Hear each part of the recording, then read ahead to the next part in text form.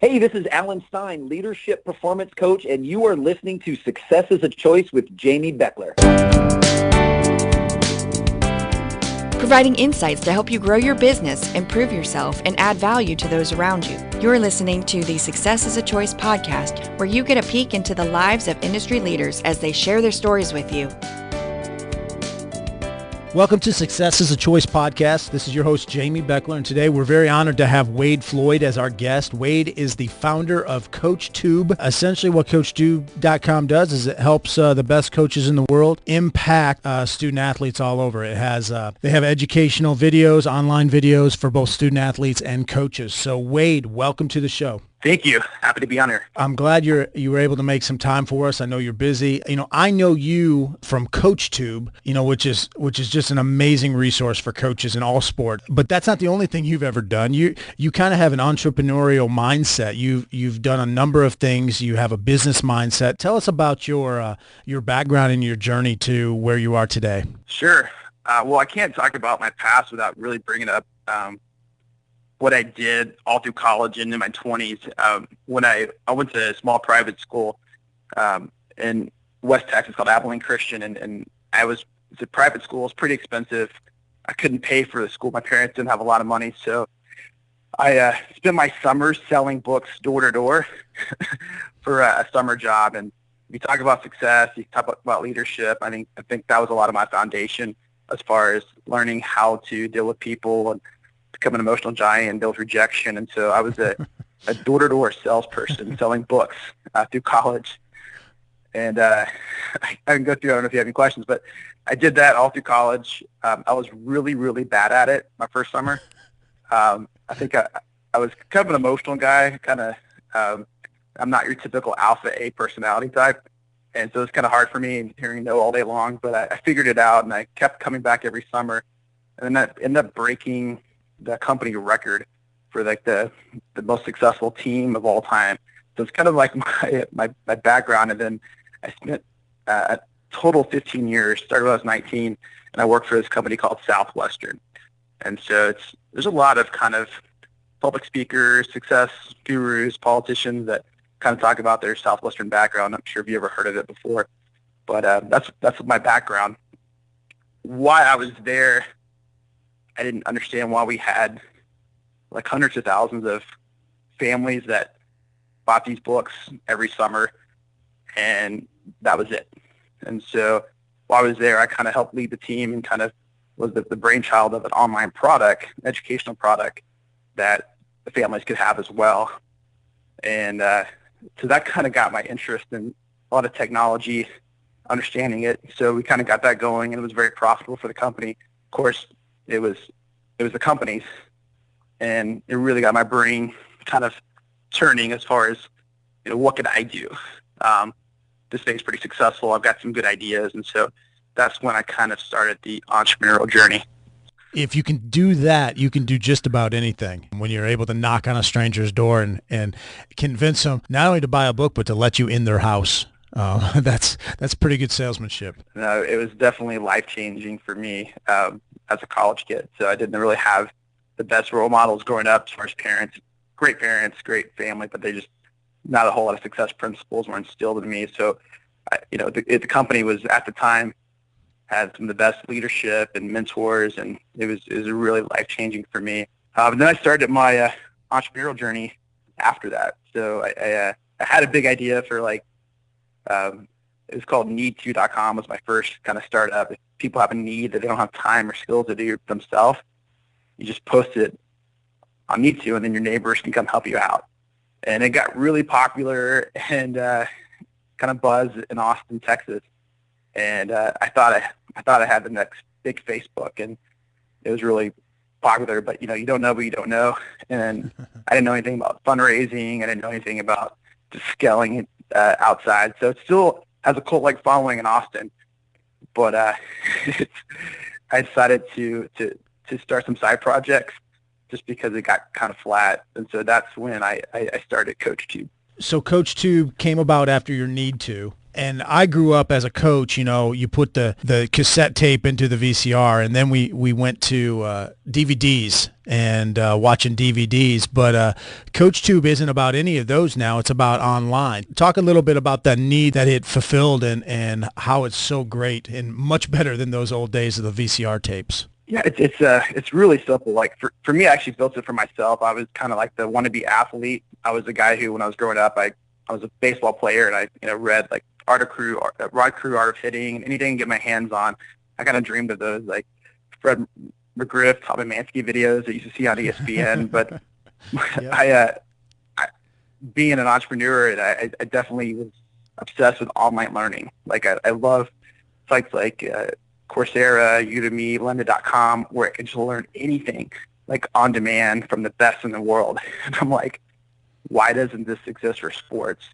And so I kind of initially just started it as a side project, and I started reaching out to coaches who either had popular YouTube channels or people who had DVDs, and every one of them was like, this is exactly what we're looking for, because people aren't buying DVDs like they used to. Coaches aren't making money, giving away stuff for free on YouTube that they spend a lot of time developing. So it was like, wow, like everybody, pretty much everybody we email or call on the phone, they're like, yes, this is awesome. So what we do is provide the tools and technology to help coaches make a bigger impact online. So we now work with 400 or 500 different coaches and organizations and governing bodies to power their online training. So any athlete, regardless of geography, regardless of income, could have access to the greatest coaches in the world. There's even like an amazing rebounding video on CoachTube that everybody has to check out. That would be nice. I would appreciate it, especially now that I don't coach anymore. Yeah, when you approached me about it, second what you just said, I mean, I thought it was amazing. I was tired of selling the actual physical DVDs. The online thing was great. And not only is it online, but when people buy it, they're able to go and look through, the 20 or 25 different chapters of that DVD, because it's online, and they can just click on it, and it's real simple. They can watch it on their phones. They get the lifetime access. So that's great. And I know I've even taken advantage of looking at some free stuff. I watched some Bill Belichick, some of his coaching philosophy. I know that was free, and there were some other things that were free on there. So if you're a parent of an athlete, there's a whole lot of stuff on there that you can go and purchase to help your kid be a better athlete. And if you're a coach, man, I highly, highly recommend it. So you've interacted with so many coaches, hundreds and hundreds of coaches through this business that you have. What are some of the things that you see that they have in common, the successful ones? Well, I'm pretty obsessed right now with just how coaches, in my opinion, are the best leaders and some of the most successful people in the world. They just chose sports. And so, it's amazing how many we sell the most like X's and O's stuff, how coaches, and these are like top coaches, are obsessed with learning the latest and greatest. Just for like football, for example, there's so many schemes, and they're always like want to be ahead of the game. So they're all students of the game. They're really smart. And as far as just leadership goes, like me being now, I went from a company, an old established company that just had systems and principles that they really, solid. And now working in tech, to be frank, nobody knows anything about leadership. They're a bunch of smart people who don't know how to listen and don't know how to deal with people. And it's amazing watching, these coaches who I think, they're the best. I'll go to like a clinic or go to, hear some of these coaches talk, and I'm like, man, they get it. And it's actually really funny. There's a guy who just passed away last year. They called him the coach, but he used to be the head coach, I think Columbia football coach. Okay. But he had a direct impact on the two founders of Google. They used to work for him. Jeff Bezos from Amazon. And it's amazing how what used to be a college football coach had more influence on some of the biggest tech leaders of today, just because I think coaches, they get it. They have to. They're forced to. And so that's what I take away. It's fun. I get to go to these coaching conferences and get to meet these guys and talk to them, and they literally are the smartest, best coaches in the world. There's another big-time CEO that used to be the coach of South Carolina. I can't remember his name. But yeah, they can do whatever they want. So that's what I'm pretty amazed about. Well, and the best coaches sometimes are the ones that are able to adapt and adjust because things are always changing. And you talk about technology is always changing. So that doesn't surprise me at all that the Jeff Bezoses and Google founders, they were influenced by a coach, because the best coaches can adjust. They need to stay on the cutting edge of just even dealing with kids, and the different things that are going on in culture and society. That's awesome. When you look back on your career, what are some of the things that stand out to you? What are you most proud of? I mean, there's just like accomplishments that are tough to do, and just to be simple, like there was breaking the Southwestern Company record was one of those like, wow, because there's so many way more smarter, more talented people that went through that program. Over 80,000 top leaders have gone through that program, and I have the best team ever, and I was somebody who was really bad at the job at first, so that was a pretty proud point, and definitely gave me a lot of confidence early on in my career that, I can do a lot of things. But I mean, part of it's just like taking the leap to start your own company. It's scary when you have a, stable income. And then taking the leap is scary. And, but I'm proud of just, jumping into that. Is there anything that you would have done differently throughout your career? Certainly, like selling books door to door, no one really wants to do that, but that's kind of helped shape you and mold you in your career. Are there some things that you look back and you're like, man, I really should have done this differently, and it might have speeded up the process a little bit more, or might have helped me learn a little bit more? I feel like, everything happens for a reason, even things that were maybe bad decisions, like they impacted who I am today. So I think a big problem that I had is if I did things differently was how I work with people. And what I mean by that is working with the right people. I'm kind of empathetic to a fault. Like I see value in everybody, and I think that was a big fault of mine. But like I have a problem with like when I was early on just believing in people to a fault. And actually a good friend of mine recently confronted me and told me I'm not a good CEO because I'm too empathetic and I can't make the tough decisions, which really I kind of internalized quite a bit. So I think that has really helped me. So mistakes I've made or things I would have done differently, I think it was just believing in the wrong people and giving away equity or money to people who I just wanted to help out versus could really bring value to the mission of what we're building. What would you say has been one of the main factors or habits that you possess that have helped you with your success, or you would consider a key to your success or helping you get to where you are today? Most people in the startup world kind of look at me as like, how do you get so much done so fast? Because it typically attracts a really smart person that's really analytical. And, you've heard like analysis by paralysis. And it's just a thing for me. And I think a lot of this fear I got dealt with selling books is that I'm not afraid to approach anybody, email anybody, call people, and I'm just always moving and making things happen. And it sounds really simple, but just doing. And that's one thing I do. And I don't make excuses. I just make things happen. So I'm lucky I work in a career where there's literally thousands and thousands of coaches who can really utilize our platform. So I'm not worried about one saying no to me. Absolutely. And there's 600 million athletes that all want to get better at their sport. So I just go. Well, I heard a quote once, and I forget who said it, but a year from now, you'll wish you started today. And, you don't want to drag your feet. And that's something that you've done well. You jump in and you do it. And, CoachTube is a great product. It's a great service. And if, any listener out there has any interest whatsoever in coaching or instructional videos for their kids or whatever, I can't say enough about it.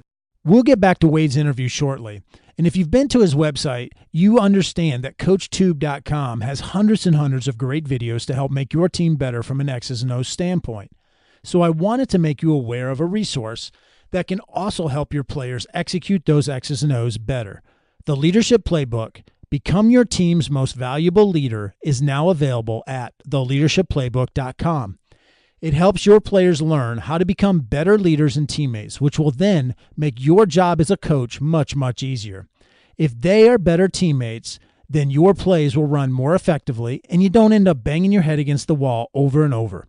Check out theleadershipplaybook.com for more information. And now back to Wade Floyd. Where can people connect with you? Where can people learn more about you and CoachTube? It's simple. Thanks for the plug, by the way. It's just www.coachtube.com. And so there's just pick your sport and you'll find over 1,000 like premium on-demand courses. To whether you're a coach, you want to kind of become a better coach, you're a youth coach, you want some good drills and some good systems, or you're just an athlete and you want to know what the best coaches in the world are teaching. It's something that you could find, and we have courses that are free, and we have obviously courses that people pay for. What is your Twitter for CoachTube? At the CoachTube. Okay, the CoachTube. So the CoachTube, the Twitter account, it's not just a bunch of promotional, not just a bunch of advertising for their site. It actually has a lot of motivational, a lot of great things for all sports. So I highly recommend that as a follow as well. You won't get bombarded with all kinds of promo materials. You'll get a lot of motivational stuff. Wade, I'd love to finish up with a couple rapid fire questions just off the top of your head. What's a podcast or a book that you would recommend or are currently consuming? I'm currently consuming Venture Deals. I don't recommend that unless you're about to raise money. So it's kind of like, but the one I'd really, really recommend that everybody should read is the Leadership Playbook. Have you heard of it? You know, you're not getting a check for all these plugs that you're doing of mine. I appreciate it, though. I appreciate the one that I read when I was like 24 years old. I was at my friend's house, and I was making fun of him because it was this guy named Les Gibble, and it's like how to have power and confidence in dealing with people. And the title was so funny. I'm like, oh yeah, you need to learn that. So you got to read a book about how to have confidence. And they're like, no, actually read it. And it's kind of like one of those how to win friends and influence people books, but it's a little bit deeper about human egos. And I think no matter what you do, that was always a kind of a really understanding what drives people was really kind of influential for me early on. So it's a book that I guess not one of the main ones you hear every day, but it's How to Have Power and Confidence in People by a guy named Les Gibble. Simple read, but it's really powerful. No, that's good. We'll make sure to make a note of that, put that in the show notes so people can check that out as well. Who would you like to meet or spend some time with that you don't already know? Maybe Mark Cuban. Great one. Yeah, anybody in sports and entrepreneurial, I'd love to just spend time with. So, does that mean that if you could be on any reality show, you'd want to be on Shark Tank, or would there be another one you'd want to be on? That one is, definitely. My last startup, I was a finalist for Shark Tank. I went through this whole process, but I never made it on air. I'd love to be on Shark Tank just to get in front of Mark. The show that I like, my favorite reality show though, is called The Profit. Marcus Leonis. Have you seen that before? Yeah. That. That's so fun, and like he just walks in a business and he's like the man, and he like do this, and I mean that's like my dream job. I think that would be so much fun just to go in there and be the man. Like when I was in college, I watched Pulp Fiction, and there's this guy called the Wolf. So I actually have a little mini wolf that I think about sometimes because I'm just a problem solver. I eat them for breakfast, give them to me, I fix things, and you always want to feel like you make a difference and make an impact, and that's kind of a good mentality to have. But Profit's really, so I don't know if I'd want to be on the other side of Marcus. Well, you'd be getting help. But it'd be fun to be him. You'd be getting help from sure. One of the best. And for those that haven't watched that, I mean, it's especially great for a business owner because you can watch things and see, you know what, I'm kind of doing that same thing. I'm not maximizing our profits. I'm not maximizing our efficiency of our team or whatever. So, you can learn a lot from that. What is your favorite quote? Do you have a favorite quote or a mantra? I have some ones that are just more personal for me. Like one of my favorite things is don't think, just work. Because I tend to overanalyze stuff and just make things happen. One of the ones I've always liked is just do my best, like God take care of the rest. Kind of takes the pressure off myself. Some ones that I like is, successful people do things unsuccessful people aren't willing to do. I kind of live by that mantra. Okay. Kind of motivates me. So those are a few that stand out. Is there a productivity tool or an app or resource or a piece of software that you would have a hard time doing without? I use all the Google apps. I use Calendly, Trello, Appear when I talk to people. It's really cool. But one thing I just can't live without, I think, is I've learned to outsource things I'm not good at. And it's amazing. There's just millions of people all over the world that are experts, and they have time. So I use sites like Upwork and Fiverr, and it's amazing some of the people I'll find on the sites. I don't think I can live without.